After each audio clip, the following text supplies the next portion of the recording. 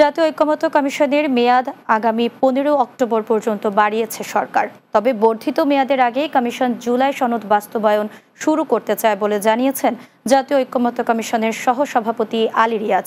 বুধবার দুপুরে foreign service academy মিলনায়তনে রাজনৈতিক দলগুলোর সঙ্গে বৈঠকের স্বাগত বক্তব্যে তিনি একথা বলেন।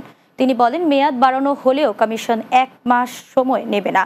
তিনি আরো বলেন, প্রধান উপদেষ্টা জাতিসংঘের সফরের আগে জুলাই সনদ বাস্তবায়নের জন্য যদি রাজনৈতিক দলগুলো একমত হতে পারে বা বিকল্পগুলো নিশ্চিত করা যায়, তাহলে কমিশনের পক্ষ থেকে সেটা প্রধান উপদেষ্টার কাছে উপস্থাপন করা সম্ভব হবে।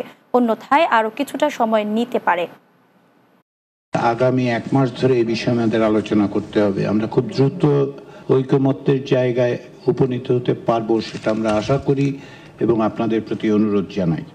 11ই সেপ্টেম্বরের পরে আপনাদের প্রতি অনুরোধ করা হয়েছিল যে আপনারা নিজেদের মধ্যে আলাপ আলোচনা করে আরো সুনির্দিষ্ট করে কিছু প্রস্তাব দিতে পারেন কিনা, যেগুলো আরো বিকল্পগুলোকে কমিয়ে আনতে সক্ষম হয় এবং সম্ভব হলে একমতের জায়গায় যেন আমরা আসতে পারি।